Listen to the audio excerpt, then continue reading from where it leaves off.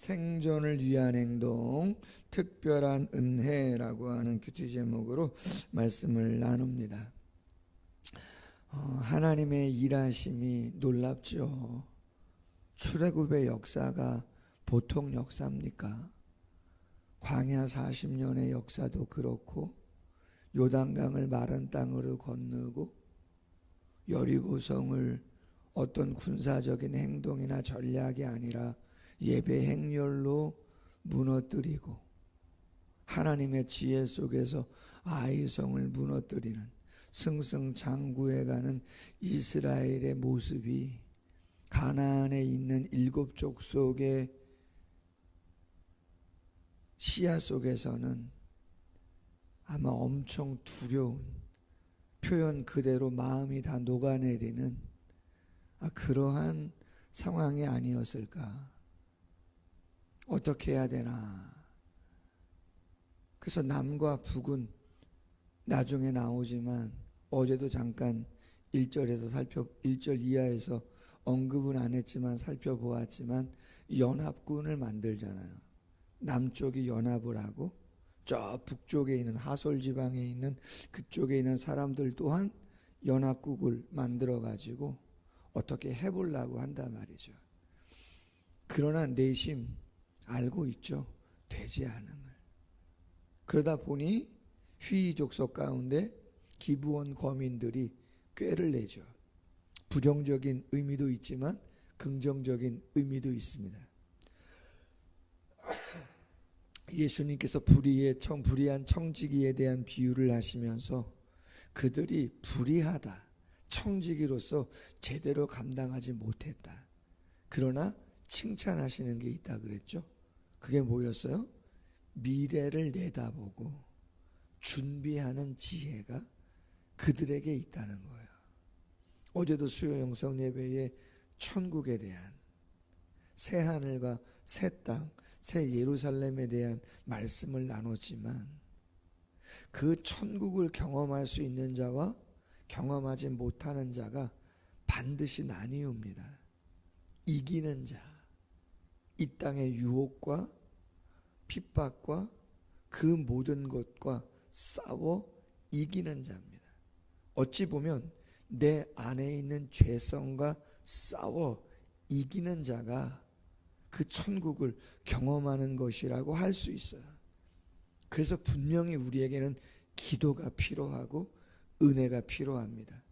분명 우리의 의지가 들어가고 우리의 결단이 들어가지만, 칭의 그 이후의 성화의 과정도 하나님의 변함없는 은혜와 긍휼과 사랑, 능력이 필요해요. 그것을 덧입지 아니하면, 그 충만함을 유지하지 않으면 그 누구도 영적인 싸움에서 전신갑주가 아니면 감당하기 어려운 것이죠. 기브온 거민, 미래를 준비하는 지혜가 있었다. 반면에 여호수아를 비롯한 족장들의 아쉬움은 뭐예요? 당연히 경솔한 판단이죠. 결정적인 건 뭐였어요? 어제 14절 하반절 말씀처럼 기도하지 않았다는 거죠. 어찌할 바를 여호와께 묻지 않는, 성도는 다른 게 경솔한 게 아니에요. 내가 1년을 준비하고 2년을 준비하고 이 사람 만나고 저 사람 만나고 시장조사 다 하고 거기 가서 다 살펴보고 다 해도 하나님과의 만남 속에서의 응답도 없이, 말씀에 대한 분명한 확신도 없이 무엇을 한다 그러면 그 자체가 경솔한 것이라는 거죠. 그렇지 않습니까?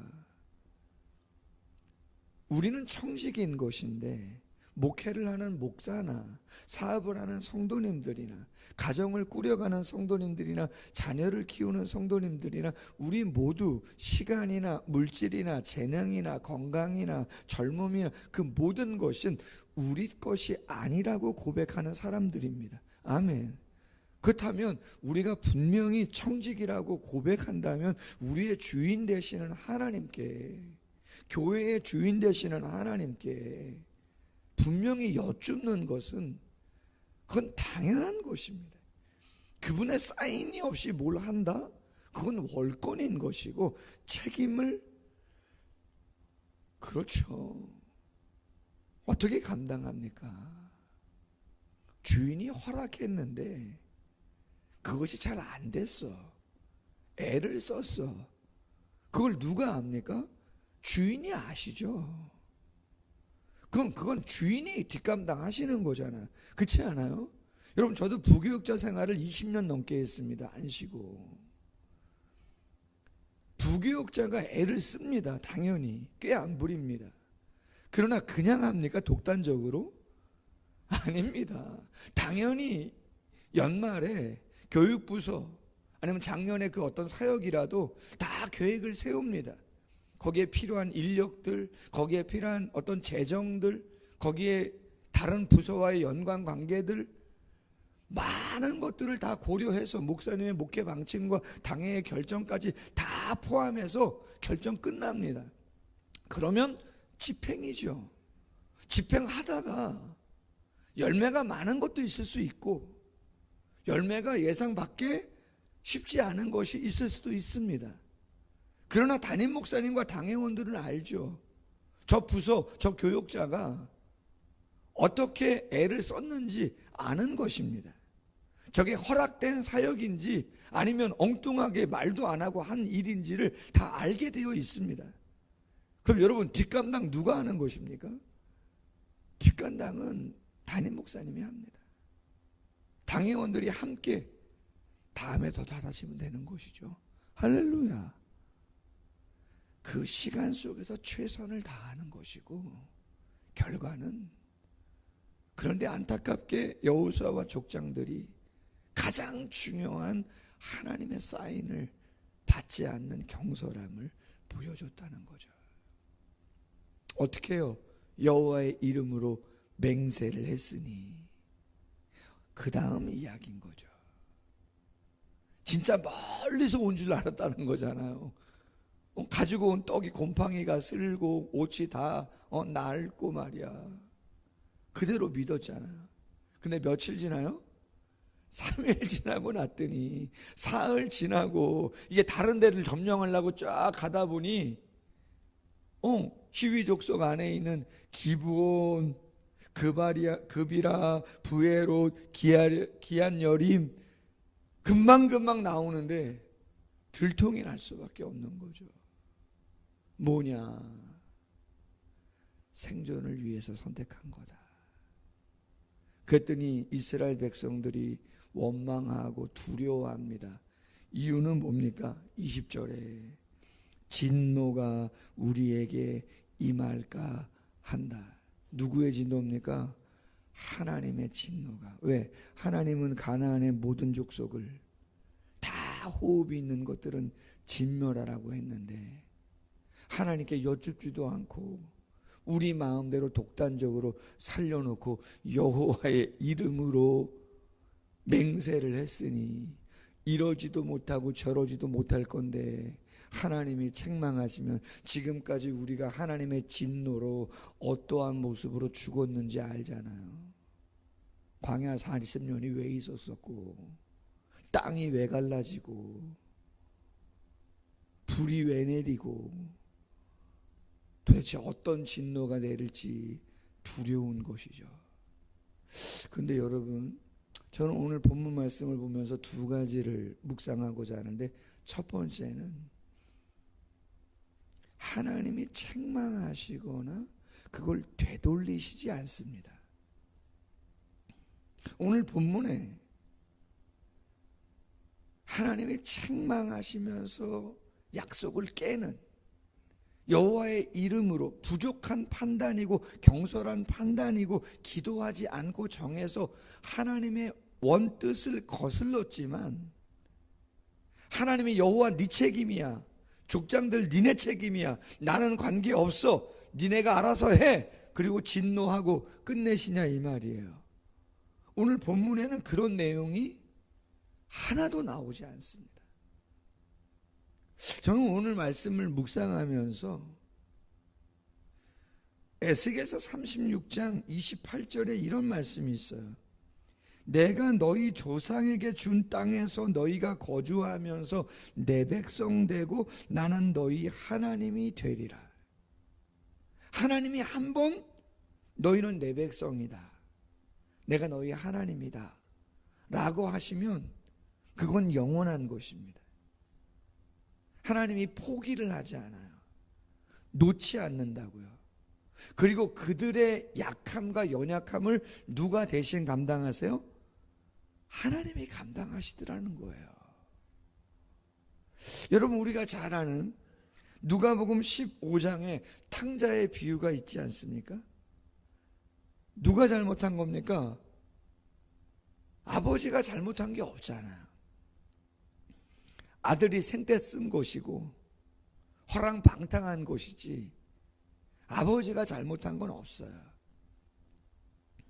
근데 누가복음 15장 21절 이하에 아들이 이르되 아버지 내가 하늘과 아버지께 죄를 지었사오니 지금부터는 아버지의 아들이라 일컬음을 감당하지 못하겠습니다. 이 이야기를 누가 해야 되는 거예요? 여호수아와 족장들이 해야 되는 거죠. 근데 아버지가 어떻게 합니까? 하나님이 어떻게 하시는 거예요? 아버지는 종들에게 이르되 제일 좋은 옷을 내어다가 입히고 손에 가락지를 끼우고 발에 신을 신기라. 살진 송아지를 끌어다가 잡으라. 우리가 먹고 즐기자. 이는 내 아들은 죽었다가 다시 살아났으며 내가 잃었다가 다시 얻었노라 하니 그들이 즐거워하더라. 탕부의 아버지, 탕자의 아버지.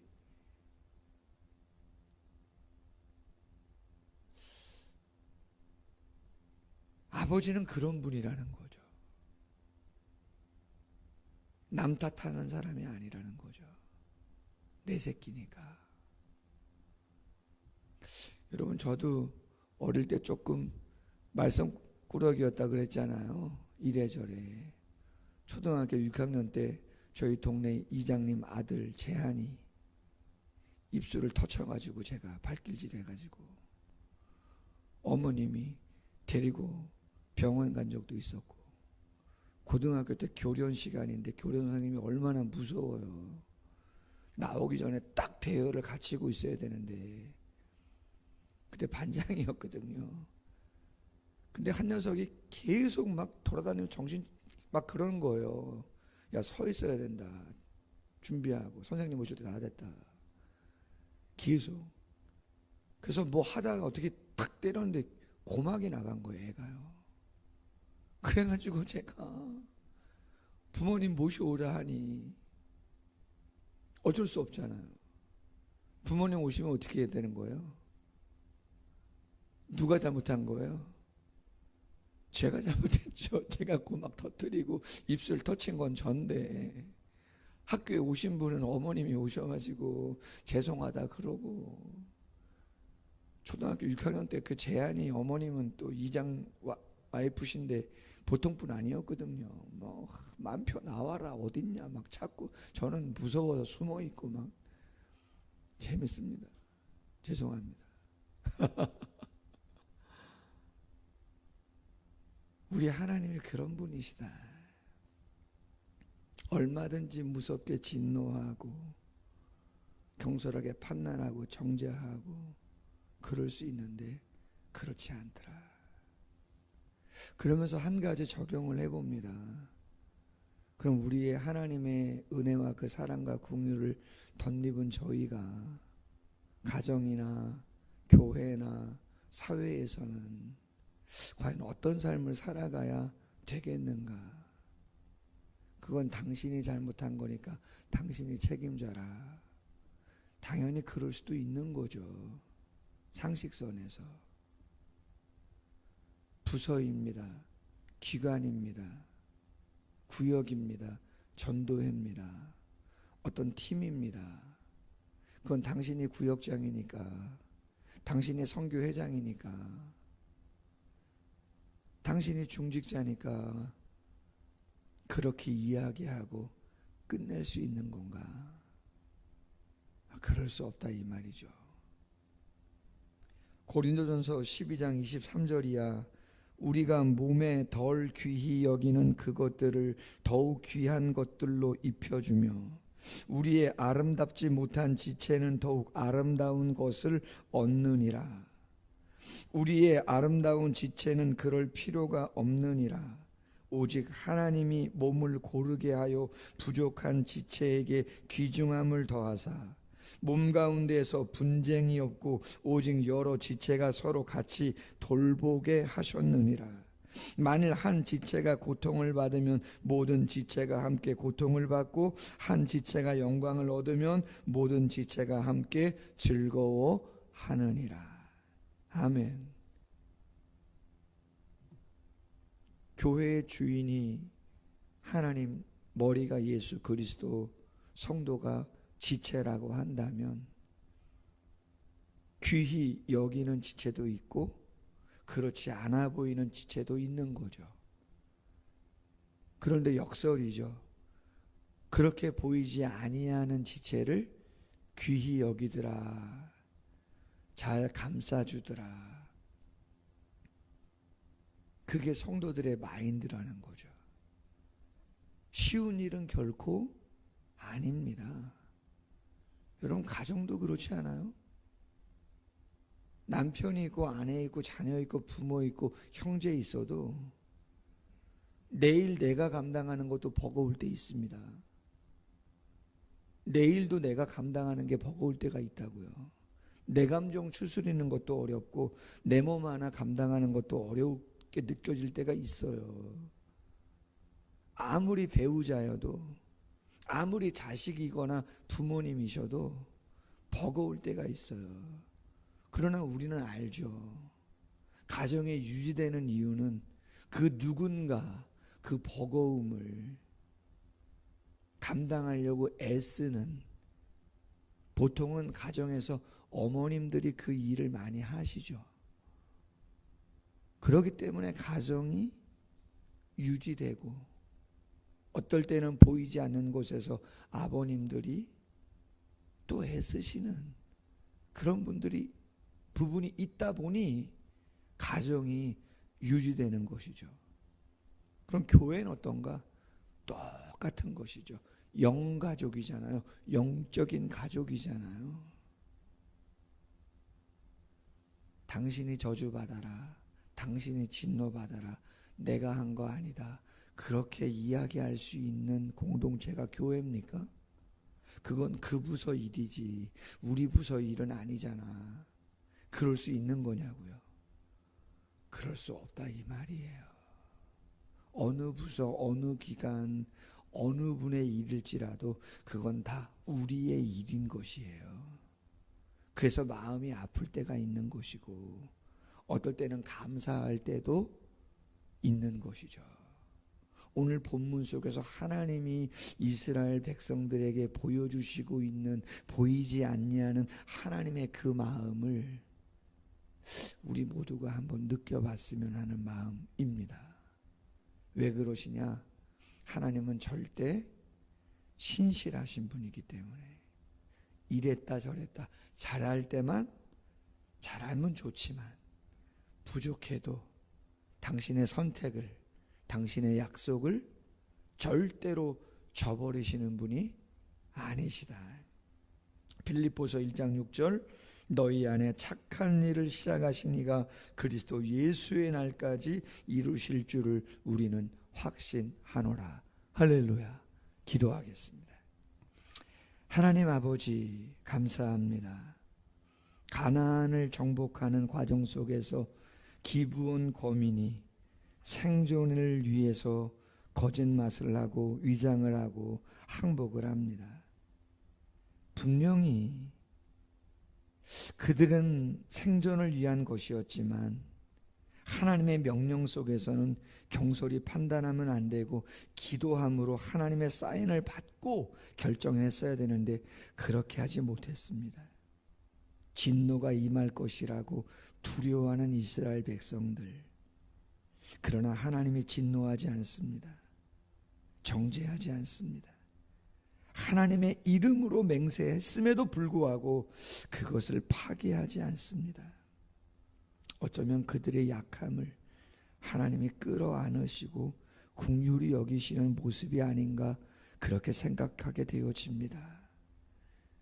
그 사랑, 그 은혜, 그 오래 참음으로 저희가 여기에 있는 것 아니겠습니까? 가정 안에서, 특별히 교회 안에서, 더 나아가 저 세상 한복판에서 그리스도인으로서 어떤 모습들과 자세와 태도를 보여주며 선한 영향력을 끼쳐야 할 것인가, 더 깊이 묵상할 수 있는 저희들 되게 하시고, 한편으로 우리 자신도 연약할 때 있는데 그 약속에 신실하신 아버지 하나님이 결코 포기하지 아니하시고 변개치 아니하심을 오늘 말씀을 통하여 다시 한번 기억해 보면서 그 안에서 평안을, 그 안에서 쉼을 누릴 수 있는 저희들이 될 수 있도록 함께하여 주옵소서. 그 확신 가지고 오늘을 감당할 때 주여 넉넉하게 감당할 수 있는 새 힘과 은혜를 공급해 주시옵소서. 감사하며 예수님의 이름으로 기도하옵나이다. 아멘. 계속해서 기도하겠습니다.